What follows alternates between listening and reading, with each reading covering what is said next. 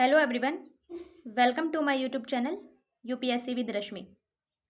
आज हम डिस्कस करेंगे हिस्ट्री एनसीईआरटी क्लास 6 में चैप्टर नंबर 4 को। चैप्टर नंबर 4 है हमारा आरंभिक नगर।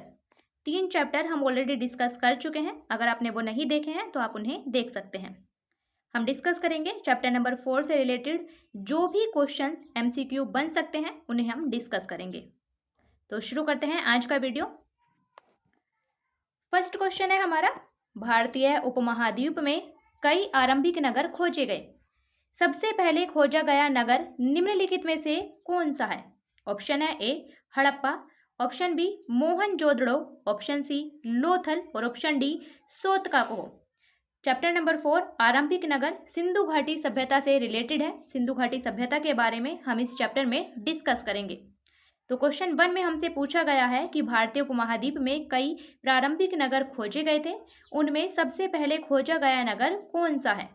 हमारा सही आंसर है ऑप्शन नंबर ए हड़प्पा। सबसे पहले खोजा गया नगर था हड़प्पा और उसी कारण से जो बाद में नगर खोजे गए उन्हें हड़प्पा सभ्यता के नगर कहा गया और इसी कारण से सभ्यता का नाम पड़ा हड़प्पा सभ्यता, क्योंकि सबसे पहले खोजा गया नगर था हड़प्पा। तो इसका सही आंसर है ऑप्शन नंबर ए। और हड़प्पा कहाँ पर है वर्तमान में? हड़प्पा वर्तमान में पाकिस्तान के पंजाब प्रांत में है। ध्यान रखिएगा, रावी नदी के तट पर।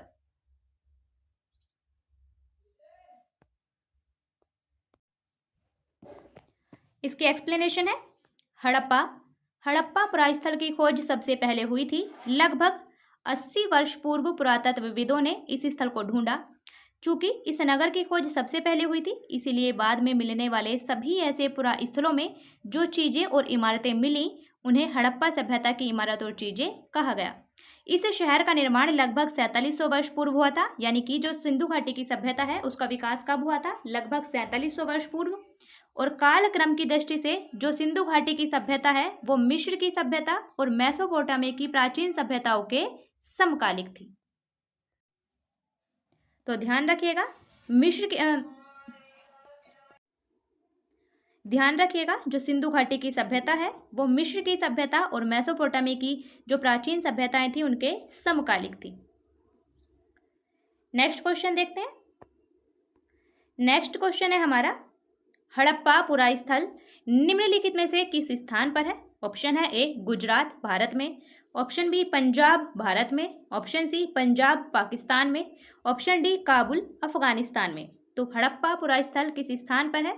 इसका सही answer option number C Punjab Pakistan में। हड़प्पा वर्तमान में पाकिस्तान के पंजाब प्रांत में स्थित है, रावी नदी के तट पर। ध्यान रखिएगा, पंजाब से कंफ्यूज मत होइएगा, पंजाब प्रांत भारत में भी है और पाकिस्तान में भी है। तो जो हड़प्पा पुरास्थल है वो पाकिस्तान के पंजाब प्रांत में स्थित है, रावी नदी के तट पर। यह भी आपको ध्यान रखना है।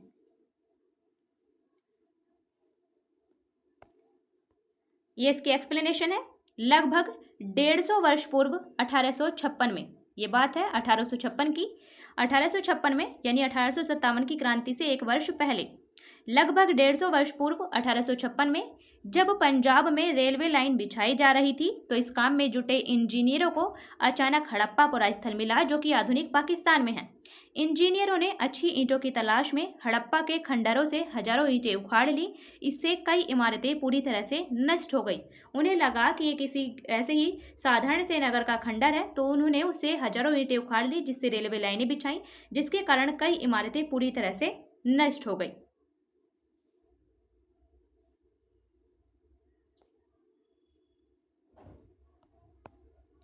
नेक्स्ट क्वेश्चन है,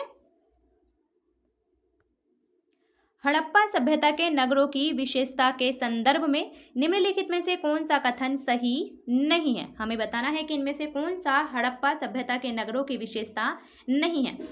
हड़प्पा सभ्यता एक नगरीय सभ्यता थी। ध्यान रखिएगा। कथन नंबर 1 है, इन नगरों में से कई नगरों को 2 या उससे अधिक हिस्सों में विभाजित किया गया था। तो ऑप्शन नंबर ए हमारा बिल्कुल सही है। हड़प्पा सभ्यता के नगरों में से कई नगरों को 2 भागों में या फिर उससे अधिक हिस्सों में विभाजित किया गया था। ऑप्शन नंबर बी है, सामान्यतः जो पश्चिमी भाग था वो छोटा था लेकिन ऊंचाई पर था और पूर्वी हिस्सा बड़ा था लेकिन निचले इलाके में बना था। तो ऑप्शन बी भी हमारा बिल्कुल सही है। हड़प्पा सभ्यता में जो पश्चिमी भाग था, जो नगरों को दो भागों में विभाजित किया गया था, जो हमारा पश्चिमी भाग था वो ऊंचाई पर था लेकिन वो छोटा था, और जो पूर्वी भाग था वो निचले इलाके में था लेकिन वो बड़ा था।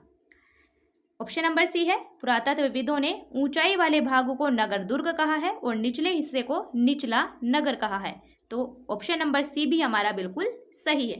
पुरातत्वविदों ने इस ऊंचाई वाले भाग को कहा है नगर दुर्ग, इसे कहा है दुर्ग, नगर दुर्ग, और जो निचला नगर था उसे कहा है निचला नगर, यानी निचले हिस्से को कहा है निचला नगर और ऊंचाई वाले भाग को कहा है नगर दुर्ग।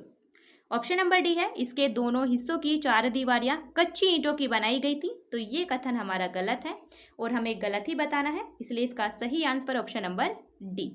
क्योंकि और इन दोनों दुर्गों के तरफ, मतलब जो नगर को दो हिस्सों में बांटा गया था, प्रत्येक हिस्से के चारों तरफ चार दीवारियां बनाई गई थी, प्रत्येक हिस्से के चारों तरफ चार दीवारें बनाई गई थी, और ये चार दीवारियां थी वो पक्की ईंटों की बनाई गई थी, ना कि कच्ची ईंटों की। इसीलिए ऑप्शन नंबर डी हमारा गलत है, इसीलिए इसका सही आंसर होगा ऑप्शन नंबर डी। तो इसकी विशेषता भी आप ध्यान रखिएगा।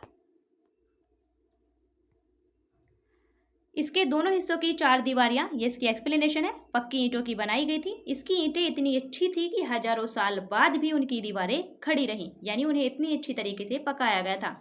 दीवारों को मजबूत रखने के लिए विशेष प्रकार से इनकी चुनाई की जाती थी। ईंटों की जो चुनाई की जाती थी वो इंटरलॉक पैटर्न के माध्यम से की जाती थी।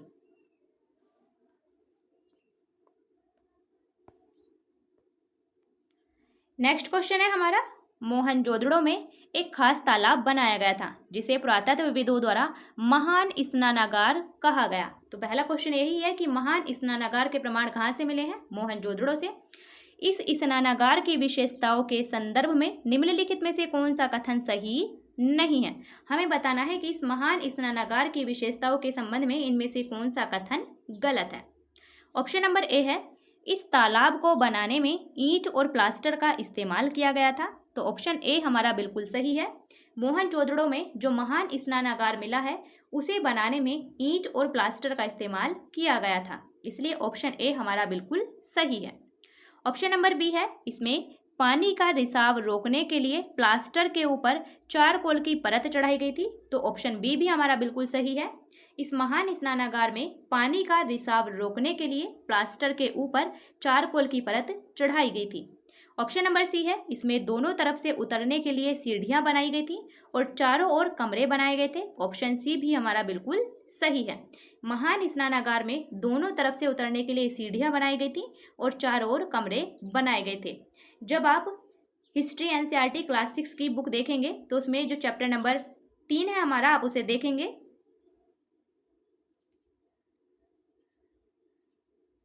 उसमें आपको महान स्नानागार दिखेगा। आप उसमें देख सकते हैं कि इसमें दोनों तरफ उतरने के लिए सीढ़ियां बनाई गई हैं। आपको एक बार उस चैप्टर की रीडिंग करनी है अच्छे से।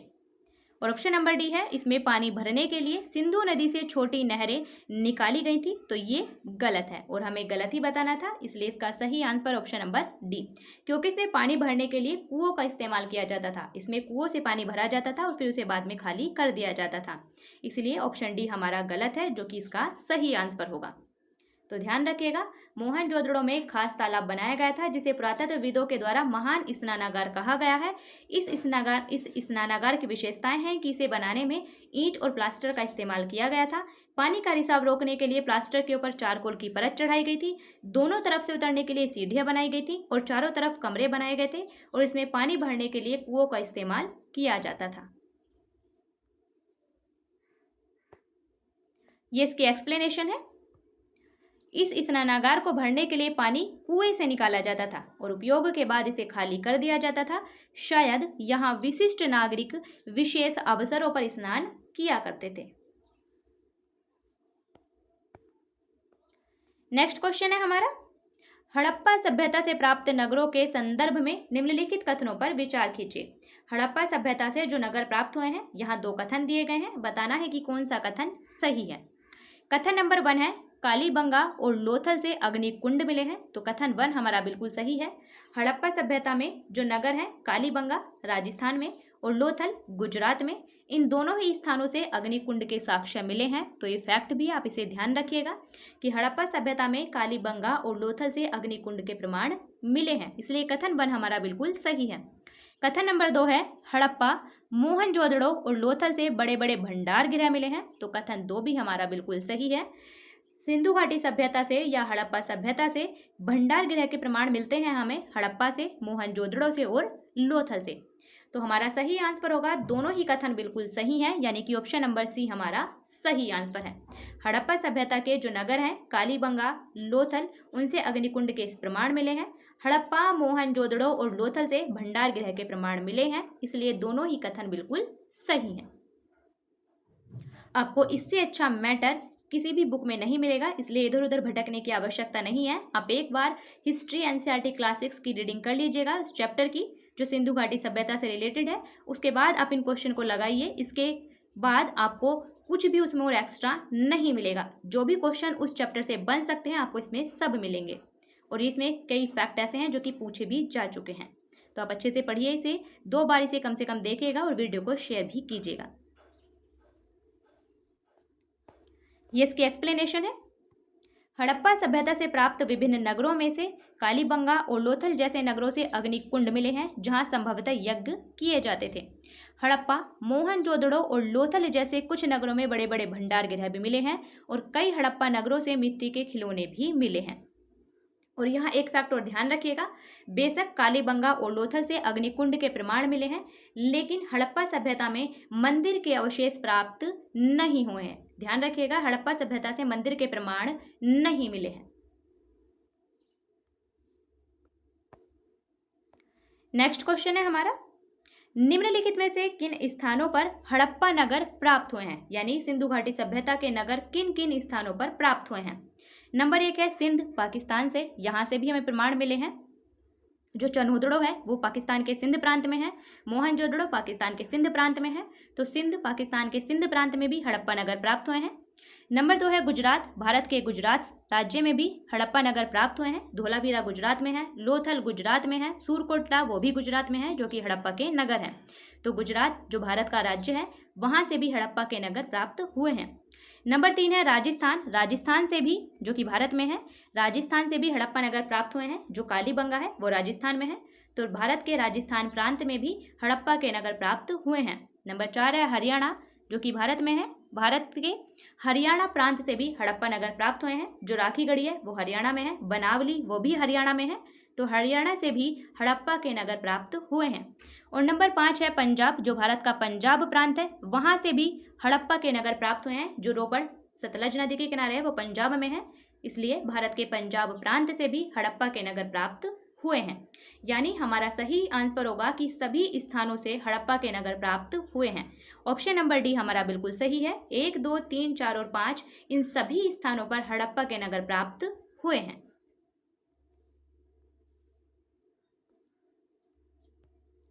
ये इसकी एक्सप्लेनेशन है। हड़प्पा के नगर आधुनिक पाकिस्तान के पंजाब और सिंध प्रांतों में और भारत के गुजरात, राजस्थान, हरियाणा और पंजाब प्रांतों में मिले हैं। इन सभी स्थलों में पुरातत्वविदों को अनोखी वस्तुएं मिली हैं, जैसे कि क्या मिले हैं इन स्थलों से, मिट्टी के लाल बर्तन मिले हैं जिन पर काले रंग के चित्र बने थे, पत्थर के बाट मिले हैं, मनके मिले हैं, मोहरें मिली हैं, तांबे के उपकरण मिले हैं और पत्थर के लंबे ब्लेड भी मिले हैं। नेक्स्ट क्वेश्चन है हमारा, हड़प्पा सभ्यता में घर, नाले और सड़कों का निर्माण योजनाबद्ध तरीके से एक साथ ही किया जाता था। तो हड़प्पा सभ्यता में जो घर, नाले और सड़कों का निर्माण किया जाता था वो बिल्कुल योजनाबद्ध तरीके से एक साथ ही किया जाता था। इन नगरों की ऐसी विशेषताओं के संदर्भ में निम्नलिखित में से कौन सा कथन सही नहीं है, यानी कि हड़प्पा सभ्यता के नगरों की जो विशेषताएं हैं उनमें से इन विशेषताओं में से कौन सी विशेषता गलत है।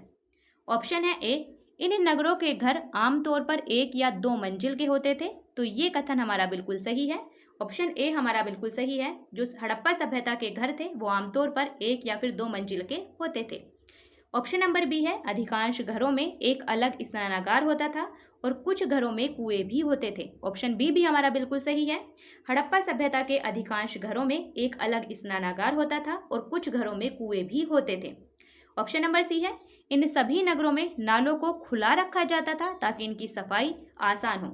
तो ये कथन हमारा गलत है और हमें गलत ही बताना था, इसलिए इसका सही आंसर ऑप्शन नंबर सी, क्योंकि जो हड़प्पा सभ्यता के नगर थे उनमें नालों को बंद रखा जाता था, उन्हें ढका जाता था और उनमें मेन होल बनाए जाते थे ताकि उनकी सफाई आसानी से हो सके। इसलिए ऑप्शन सी हमारा गलत है, जो कि हमारा सही आंसर होगा। और ऑप्शन नंबर डी है, हर नाली में हल्की ढलान होती थी ताकि पानी आसानी से बह सके। ये कथन भी हमारा बिल्कुल सही है, ऑप्शन डी भी हमारा बिल्कुल सही है। हड़प्पा सभ्यता में जो नालियां बनाई जाती थी उनमें हल्की ढलान होती थी ताकि पानी आसानी से बह सके। तो ये विशेषताएं आप ध्यान रखिएगा। इसकी एक्सप्लेनेशन है, इनमें से कई नगरों में नाले ढके हुए होते थे। नालों के ढके होने के कारण इनमें जगह जगह पर मेन होल बनाए गए थे ताकि इनकी देखभाल की जा सके। अक्सर घरों की नालियों को सड़कों की नालियों से जोड़ दिया जाता था, जो बाद में बड़े नालों में मिल जाती थी। यहाँ के घरों के आंगन के चारों ओर कमरे बनाए गए थे।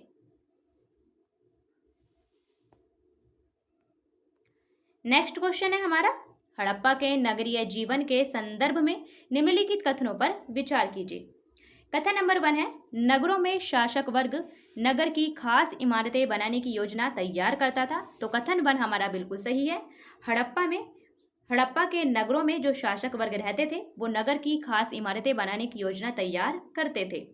कथन नंबर 2 है, लिपिक और शिल्पकार भी नगरों में रहते थे। तो कथन 2 भी हमारा बिल्कुल सही है, लिपिक और शिल्पकार भी नगरों में रहते थे।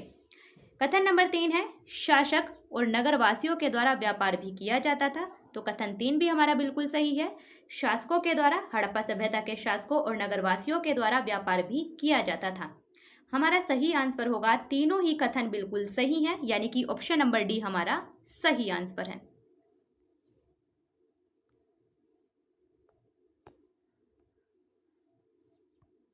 इसकी एक्सप्लेनेशन है, हड़प्पा के नगरों में नगर की खास इमारतों की योजना में जुटे रहने वाले लोग यहाँ के शासक थे।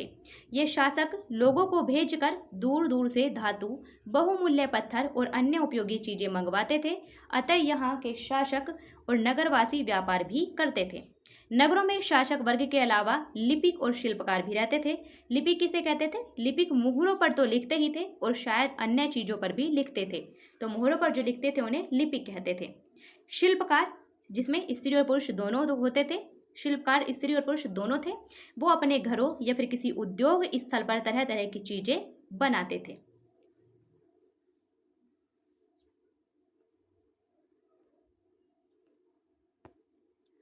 नेक्स्ट क्वेश्चन है हमारा, हड़प्पा से प्राप्त बाट और मनकों के संदर्भ में निम्नलिखित कथनों पर विचार कीजिए। कथन नंबर 1 है, बाटों को बनाने के लिए सामान्यतः चूना पत्थर का उपयोग किया गया था। तो कथन 1 हमारा गलत है, क्योंकि हड़प्पा सभ्यता से जो बाट और मनके प्राप्त हुए हैं उनमें बाटों को बनाने के लिए चूना पत्थर का नहीं बल्कि चर्ट पत्थर का उपयोग किया जाता था। चूना पत्थर नहीं बल्कि चर्ट पत्थर का उपयोग किया गया था। इसलिए कथन 1 हमारा गलत है। कथन नंबर 2 है, मनकों के निर्माण में कार्नीलियन पत्थरों का उपयोग हुआ था। तो कथन 2 हमारा बिल्कुल सही है। हड़प्पा से जो मनके प्राप्त हुए हैं उनमें मनकों के निर्माण में कार्नीलियन पत्थरों का उपयोग किया गया था। इसलिए कथन 2 हमारा सही है। हमारा सही आंसर होगा केवल कथन 2 सही है, यानी कि ऑप्शन नंबर बी हमारा सही आंसर है। ये इसकी एक्सप्लेनेशन है, हड़प्पा के नगरों में बाट बनाने के लिए सामान्यतः चर्ट पत्थर का उपयोग किया गया था, ना कि चूना पत्थर का, और इन्हें शायद बहुमूल्य पत्थर और धातुओं को तोलने के लिए बनाया गया था। नेक्स्ट क्वेश्चन है हमारा, निम्नलिखित में से किस हड़प्पीय स्थल से एक कढ़ाईदार वस्त्र पहने एक महत्वपूर्ण व्यक्ति की पत्थर की बनी मूर्ति प्राप्त हुई है? ऑप्शन है A Harappa, option B Mohenjodaro, option C Dholavira और ऑप्शन डी कालीबंगा। इसका सही answer option number B Mohenjodaro. Mohenjodaro से एक कढ़ाईदार वस्त्र पहने एक महत्वपूर्ण व्यक्ति की पत्थर से बनी हुई मूर्ति प्राप्त हुई है। तो ये फैक्ट है, ध्यान रखिएगा। एक्सप्लेनेशन है इसकी, मोहनजोदड़ो से एक महत्वपूर्ण व्यक्ति की पत्थर से बनी मूर्ति मिली थी। इसमें उसे कढ़ाईदार वस्त्र पहने दिखाया गया है। इसका पीडीएफ आपको इसके डिस्क्रिप्शन में मिल जाएगा, आप वहां से इसे डाउनलोड करके रिवाइज कर सकते हैं। नेक्स्ट क्वेश्चन है हमारा, हड़प्पीय नगर शिल्प के संदर्भ में निम्नलिखित कथनों पर विचार कीजिए। कथन नंबर 1 है, सोने और चांदी से गहने और बर्तन बनाए जाते थे। तो कथन 1 हमारा बिल्कुल सही है। हड़प्पा सभ्यता में सोने और चांदी से गहने और बर्तन बनाए जाते थे। कथन नंबर 2 है, तांबे और कांसे से केवल औजार और हथियार बनाए जाते थे। तो कथन 2 हमारा गलत है, क्योंकि तांबे और कांसे से औजार और हथियारों के अलावा बर्तन और गहने भी बनाए जाते थे, इसलिए कथन 2 हमारा गलत है। कथन नंबर 3 है, मोहरे बनाने के लिए पत्थरों का उपयोग किया जाता था। तो कथन 3 हमारा बिल्कुल सही है। मोहरे बनाने के लिए पत्थरों का उपयोग किया जाता था और आयताकार मोहरे बनाई जाती थी, जिन पर सामान्यतः जानवरों के चित्र अंकित होते थे। हमारा सही आंसर होगा 1 और 3 बिल्कुल सही है, यानी कि ऑप्शन नंबर बी हमारा बिल्कुल सही आंसर है।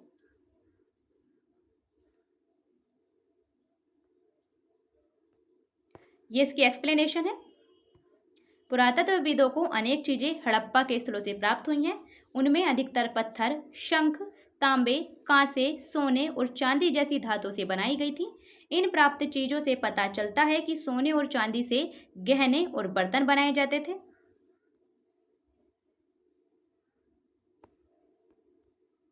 सोने और चांदी से गहने और बर्तन बनाए जाते थे। तांबे और कांसे से औजार, हथियार, गहने और बर्तन बनाए जाते थे। हड़प्पा सभ्यता के लोग पत्थर की मोहरे बनाते थे। इन आयताकार मोहरों पर सामान्यतः जानवरों के चित्र मिलते हैं। तो ध्यान रखिएगा, पत्थर की मोहरे होती थी, कैसी होती थी? आयताकार होती थी। पूछा जा सकता है कि आयताकार थी, वर्गाकार थी, कैसी थी? तो आयताकार मोहरे होती थी और उन पर जानवरों के चित्र मिलते हैं हमें। अधिकांश वस्तुओं का निर्माण प्रशिक्षित विशेषज्ञों के द्वारा किया गया था। ये विशेषज्ञ खास चीजें बनाने के लिए प्रशिक्षण लेते थे, जैसे कि पत्थर तराशना, मटके चमकाना या फिर मोहरों पर पच्चीकारी करना। यानी हड़प्पा सभ्यता से जो हमें वस्तुएं मिली हैं, उनमें से अधिकतर वस्तुओं का निर्माण ऐसा लगता है कि किसी प्रशिक्षित विशेषज्ञ के द्वारा ही किया गया है। नेक्स्ट क्वेश्चन है हमारा, सूती कपड़े के टुकड़ों के अवशेष निम्नलिखित में से किस हड़प्पा स्थल से मिले हैं? ऑप्शन है A Sotkakoh, option B Mohenjodaro, option C Harappa और ऑप्शन डी राखीगढ़ी। इसका सही answer option number B Mohenjodaro. सूती कपड़े के टुकड़े के अवशेष मिले हैं हमें मोहनजोदड़ो से। तो ये फैक्ट आप ध्यान रखिएगा, ये क्वेश्चन पूछा भी जा चुका है।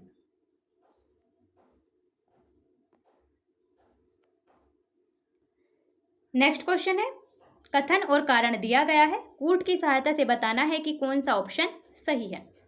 कथन है हमारा, हड़प्पा के नगरों में सूत कताई का काम होता था। तो कथन हमारा बिल्कुल सही है। हड़प्पा के नगरों में सूत कताई का काम होता था, क्योंकि मोहनजोदड़ो से हमें कपास के प्रमाण मिलते हैं। कारण है इसका, मेहरगढ़ में कपास की खेती होती थी। तो कथन के रूप में हमारा आर भी सही है, लेकिन कारण कथन की व्याख्या नहीं कर रहा है। यानी कारण हमारा सही है, लेकिन वो कथन की व्याख्या नहीं कर रहा है। मेहरगढ़ में कपास की खेती होती थी, लेकिन वो कथन की व्याख्या नहीं कर रहा है। हमारा सही आंसर होगा कि ए और आर दोनों सही हैं, लेकिन आर ए का सही स्पष्टीकरण नहीं है, यानी कि ऑप्शन नंबर बी हमारा सही आंसर है। हड़प्पा के नगरों में सूत कताई का काम होता था, मेहरगढ़ में कपास की खेती होती थी। दोनों ही कथन सही हैं, लेकिन कथन जो कारण है वो कथन की व्याख्या नहीं कर रहा है। ये इसकी एक्सप्लेनेशन है। लगभग 7000 वर्ष पूर्व मेहरगढ़ में कपास की खेती होती थी। मोहनजोदड़ो से हमें कपड़े के टुकड़ों के अवशेष, चांदी के एक फूलदान के ढक्कन और कुछ अन्य तांबे की वस्तुओं से चिपके हुए मिले हैं।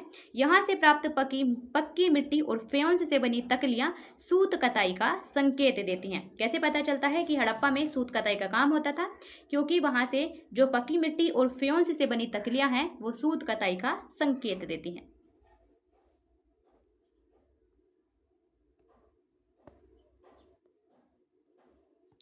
नेक्स्ट क्वेश्चन है, हड़प्पा में मिट्टी के बर्तनों पर सामान्यतः किस रंग का उपयोग हुआ था? ऑप्शन है ए लाल, ऑप्शन बी हरा, ऑप्शन सी पांडु, ऑप्शन डी नीला।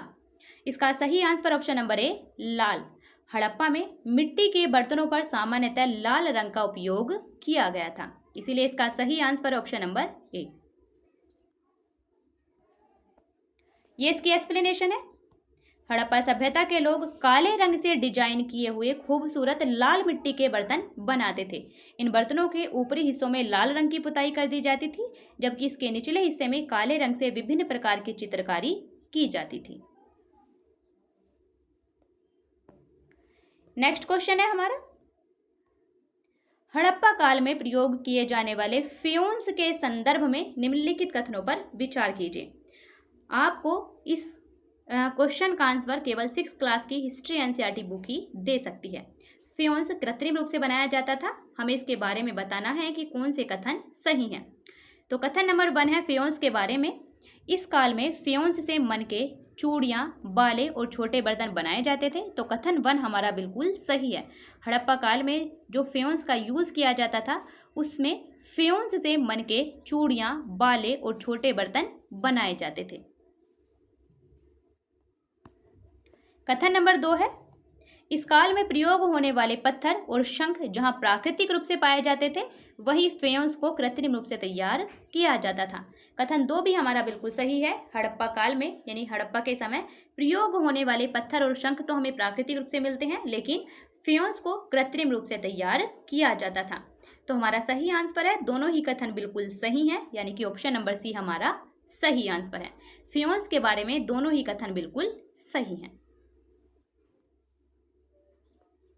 ये इसकी एक्सप्लेनेशन है। हड़प्पा काल में फ्यून्स से मन के चूड़ियाँ, बाले और छोटे बर्तन बनाए जाते थे। पत्थर और शंख प्राकृतिक रूप से पाए जाते हैं, लेकिन फ्यून्स को कृत्रिम रूप से तैयार किया जाता है। कैसे तैयार किया जाता है फ्यून्स को? बालू या फिर स्फटिक पत्थरों के चूर्ण को गोंद में मिलाकर उनसे वस्तुएं बनाई जाती थी। उसके बाद उन वस्तुओं पर एक चिकनी परत चढ़ाई जाती थी और इस चिकनी परत के रंग कैसे होते थे? इस चिकनी परत के रंग प्राय नीले या फिर हल्के समुद्री हरे होते थे।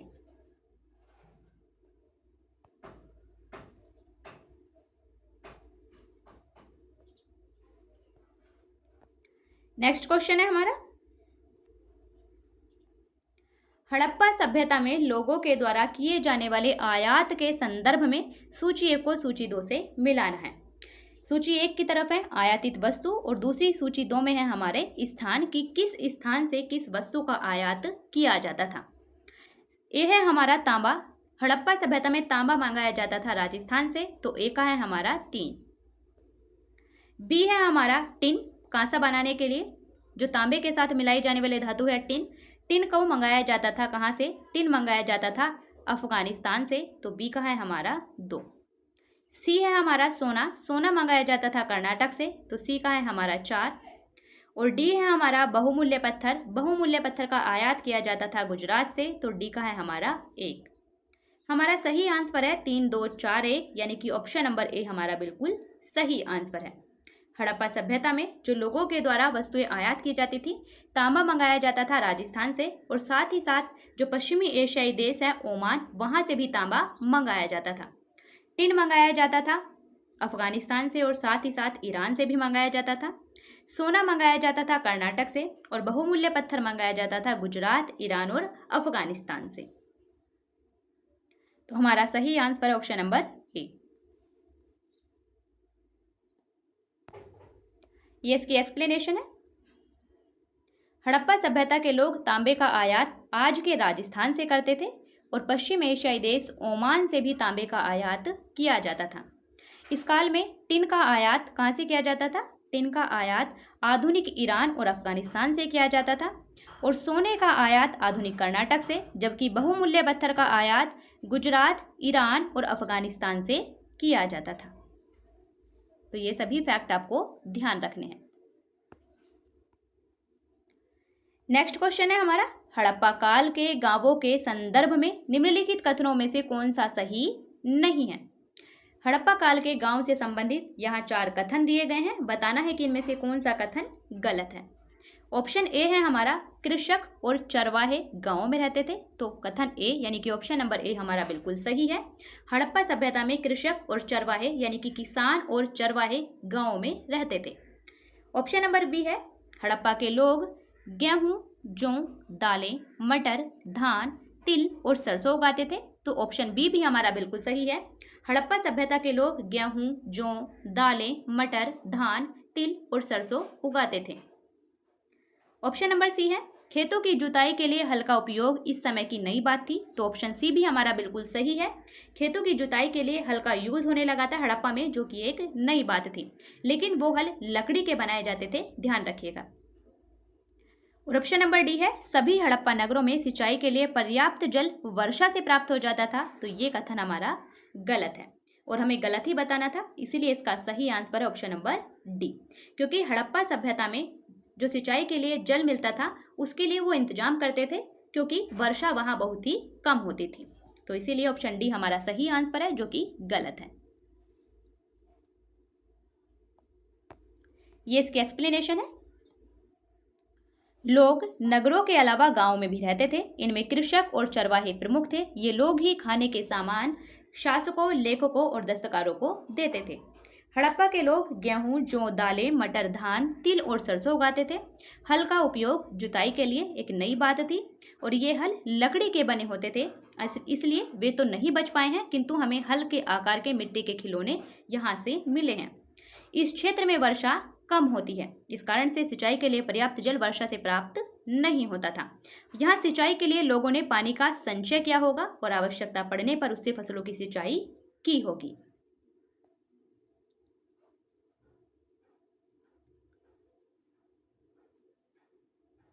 तो आज के लिए इतना ही रखते हैं। इसके बचे हुए क्वेश्चन कल हम जब नेक्स्ट चैप्टर डिस्कस करेंगे उसमें ही हम इसके बचे हुए क्वेश्चन डिस्कस कर लेंगे। आप अच्छे से पढ़िए, रिवाइज कीजिए। आपका जो भी डाउट हो, जो भी क्वेश्चन हो, आप कमेंट बॉक्स में लिख सकते हैं। प्लीज़ वीडियो को शेयर कीजिए। आपको इन्हें अच्छे से रिवाइज करना है। आपका जो डाउट हो आप उसे कमेंट में लिख सकते हैं। आप अपना फीडबैक जरूर दीजिएगा। फिर मिलते हैं नेक्स्ट वीडियो में, तब तक के लिए बेस्ट ऑफ लक।